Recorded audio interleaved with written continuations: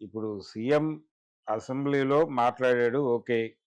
మీరు చేసుండాల్సిందేమిటి? మీరు మొదటే ఏం చేసుండాలి? ఇన్సిడెంట్ జరిగిన మరుక్షణం మీరు అక్కడ హాజరై, అక్కడ పరిస్థితి ఏంటో చూసుండాలి. ఓకే. మర్నాడు పోలీసుల్ని కలిసుండాలి మీరు. హ్మ్. ఎవరు? అల్లు అర్జున్ అనే మనిషి వెళ్ళి పోలీసుల్ని కలిసి ఉండాలి. సినిమాటోగ్రఫీ మినిస్టర్‌ని కలిసుండాలి. వారి ద్వారా సీఎంని కలిసి, అయ్యా ఇది సంభవించింది అనుకోకుండా. అది ఎలా జరిగిందో, ఎందుకు జరిగిందో మీరు ఎలాగో దర్యాప్తు చేస్తారు.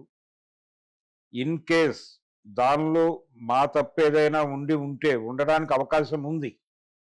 ఎందుకంటే మా అభిమానులు వచ్చారు, నా బౌన్సర్లు ఉన్నారు. నేను రావటంతో వాళ్ళు కొంచెం వాళ్ళలో ఎమోషన్ రైజ్ అయి ఉండొచ్చు. అక్కడున్న ఒత్తిడికి ఈ ఒత్తిడి తోడై ఉండొచ్చు. కాబట్టి మా వైపు నుంచి కూడా ఏవైనా తప్పులు జరిగి ఉండొచ్చు. అందుకు నేను ప్రపంచం మొత్తాన్ని క్షమాపణ వేడుకుంటున్నాను. ఓకే. మీరు దర్యాప్తు చేయండి. మీరు ఎలా చేద్దామంటే అలా చేద్దాం. మేము మా వైపు నుంచి ఆ కుటుంబానికి ఈ విధంగా బాసటగా నిలబడాలని అనుకుంటున్నాం. ఇది మా ప్లాన్. ప్రభుత్వం ఎలా చేస్తుంది, ఏం చేస్తుంది అనేది మీరు డిజైన్ చేయండి. మీరు ఎలా చెబితే అలా మనం మీ మార్గంలోనే వెళదాం అని గనక అని ఉంటే ఇష్యూ ఇక్కడ దాకా నడిచేది కాదు. ఓకే. మీరు ఇంటికి వెళ్ళిపోయి సైలెంట్గా ఒక వీడియో పడేసి, ఇలా జరిగిందట, అది కేవలం యాక్సిడెంటు, నేను కొన్ని వేల సార్లు ఆ సినిమా థియేటర్కి వెళ్ళాను, ఎప్పుడైనా ఇలా జరిగిందా, నిన్న ఎందుకు అలా జరిగింది అంటే ఇంతకాలం జరగనిది ఇప్పుడు జరిగింది కాబట్టి దీన్ని యాక్సిడెంట్ అనాలా? ఒక మనిషి 100 ఏళ్ళు బతికాడు అనుకుందాం. 99 సంవత్సరాల పాటు ఏమీ చేయకుండా 100వ సంవత్సరం క్రాస్ అయ్యే లోపు ఒకరిని ఎవరినో పొడి చేసి, ఇది యాక్సిడెంటు, 99 ఏళ్ల పాటు నేను ఎప్పుడైనా ఇలా పొడిచానా, ఇప్పుడు పొడిచానని ఎందుకు అనుకుంటున్నారు మీరు? ఇది యాక్సిడెంట్ అంటే ఎలా ఉంటుందో అలా ఉంది ఆయన ఆర్గ్యుమెంట్. ఇప్పుడు అక్కడ తొక్కిసలాట జరిగింది. తొక్కిసలాట కంట్రిబ్యూటర్లు మీరు కూడా, మీ అభిమానులకు మెసేజ్లు వెళ్ళినాయి. మీరు అక్కడికి వస్తున్న విషయం రైటా రాంగా, అందరూ చేరారా చేరలేదా, వాళ్ళు చెప్పినట్టుగా దూరం నుంచి మెట్రో స్టేషన్ కింద నుంచే ఆయన ఆ టాపు తీసేసి కారు మీద ఎక్కి చేతులోపడం అనే వీడియోలు బయటకు వచ్చినాయి. ప్రపంచం అంతా చూస్తోంది. సంధ్యా థియేటర్ ఎదురుకుండా మెట్రో స్టేషన్ లేదు. కాబట్టి మెట్రో స్టేషన్ ఎక్కడుంది? సప్తగిరి థియేటర్ అవతల ఉంది. అక్కడ నుంచి వారు చేతులూపుతూ రావటం అనేది జరిగింది. ఆ అభిమాన సందోహం మొత్తం అలా థియేటర్ మీదకి తోసింది. తోయటం వలన ఆల్రెడీ అక్కడ స్పేస్ లేదు అనేది మొదట చెప్పుకోవాల్సిన విషయం. అక్కడ ఉన్న స్పేస్లో ఏ అకామిడేషన్ దొరుకుతుందో ఆ మేరకు మీరు ప్రోగ్రామ్ని డిజైన్ చేసుకోవాల్సిన బాధ్యత మీ మీద ఉంది. పోలీసులు పర్మిషన్ ఇచ్చారా లేదా అన్నది కాదు ప్రశ్న ఇక్కడ. వీళ్ళు అడిగారు, వాళ్ళు ఇవ్వలేదు. అసలు అది ఇష్యూనే కాదు, కావాలని ఆ ఇష్యూ మాట్లాడుతున్నారు. పర్మిషన్ వచ్చిందని ఎలా చెప్తాడు ఈయన? థియేటర్ వాళ్ళు నాకు చెప్పారా అంటున్నాడు. థియేటర్ వాళ్ళు కమ్యూనికేట్ చేస్తే నేను వెళ్ళాను, లేకపోతే వెళ్ళేవాడిని కాదు. నేను చట్టబద్ధంగా చట్టాన్ని గౌరవించే మనిషిని అని కూడా మాట్లాడాడే. ఓకే, అవన్నీ పక్కన పెట్టేయండి. మీ విజన్ ఉంది కదా, మీకు కనిపిస్తోంది కదా. సంధ్యా థియేటర్కి కొన్ని వేల సార్లు మీరు వెళ్ళినప్పుడు మీకు ఆ థియేటర్ పరిస్థితి ఏమిటి అనేది తెలుసు కదా, అక్కడ ఉన్న స్పేస్ ఏమిటో తెలుసు కదా మీకు. సంధ్యా 70 mm ముందు ఉన్నటువంటి స్పేస్ ఏమిటో మీకు తెలుసు కదా. ఆ పక్కన ఉన్నటువంటి ప్లేస్ 35 mm కోసం ఉన్న ప్లేస్ ఏంటో తెలుసు కదా. 2 థియేటర్లలోనూ హిట్ సినిమాలు పడితే అక్కడ మనిషి నిలబట్టడానికి చోటు ఉండదు. అక్కడికి మీరు ఇంతమంది అభిమానులు నేసుకుని మీరు చెయ్యూపుతో వెడితే బీభత్సం జరగకుండా ఉంటుందా? జరిగింది. జరగటానికి కారణం అల్లు అర్జున్ అనటంలో ఎటువంటి తప్పు లేదు. 2 మిస్టేక్లు. ఒకటి, ఇలాంటి ప్రోగ్రాం ఉంది అని థియేటర్ యాజమాన్యానికి ఒకవేళ ముందే తెలిసింది, ముందే తెలుసు అనే విషయం అర్థమవుతోంది మాటల నుంచి. అంటే ఈయన వస్తున్నాడు అనేది వాళ్ళకి డెఫినెట్గా తెలుసు. ఎందుకంటే ఇతను ఎక్కడో చోట అకామిడేట్ చేయాలి కదా ఒక సీట్లో. సో ఆ టికెట్లన్నీ బ్లాక్ అయినాయి. వీళ్ళ పరివారం కూర్చున్న సీట్లు. అంటే థియేటర్కి ముందే తెలుసు. అప్పుడు వాళ్ళు ఏం చేసి ఉండాలి? ఏజ్డ్ పీపుల్ కూడా వస్తారు సినిమా చూడటానికి. అన్ని వయసుల వాళ్ళు వస్తారు కదా. అవును. ఇప్పుడు సినిమా చూసే ఉత్సాహంతో ఒక 70 ఏళ్ళ వాడు వచ్చాడండి. ఆడు ఫిజికల్గా బాగానే ఉంటాడు. కానీ తనకే తెలియని కొన్ని వయసు రీత్యా ఏర్పడేటువంటి కొన్ని బలహీనతలు ఉంటాయి, వీక్నెసెస్.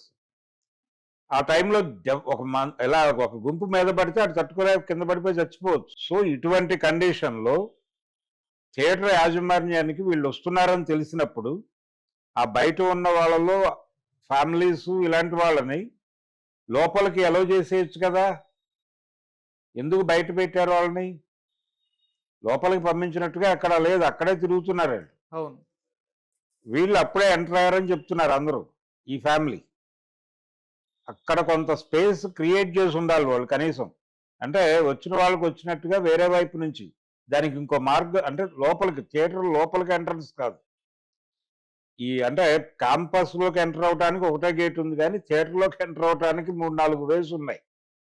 అక్కడ మనిషిని పెట్టి మీరు, అమ్మ మీ దగ్గర టికెట్లు ఉంటే ఇక్కడ ఏదో హడావిడి జరుగుతుంది, మీరు అలా వెళ్ళిపోండి, పక్క నుంచి ఆ డోర్లోంచి లోపలికి వెళ్ళిపోవచ్చు మీరు అని ఒక ఏర్పాటు చేయాలి కదా, ఒక ఆల్టర్నేటివ్ ప్లాన్.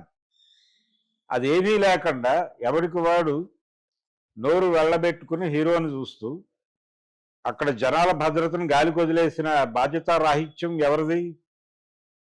థియేటర్ వారికి బాధ్యత ఉంది దీనిలో ఖచ్చితంగా. ఈ కార్యక్రమం డిజైన్ చేసినటువంటి డిజైనర్లు ఉన్నారు, యూనిట్ వైపు నుంచి ఉండొచ్చు. అందరూ మాట్లాడుతున్నారు, కానీ దీన్ని ఈవెంట్గా క్రియేట్ చేయటం ద్వారా ఎమోషన్, అల్లు అర్జున్ అంటే ఉన్నటువంటి ఒక ఇమేజ్ని, ఒక పిచ్చిని, ఒక పానిక్ సిచ్యువేషన్ని, దీన్ని హైలైట్ చేసి ప్రపంచం ముందు ఆవిష్కరించాలి అనేది కదా ప్రోగ్రాం ఉద్దేశం. అవును. ఆ ఉద్దేశంలోనే లోపం ఉంది.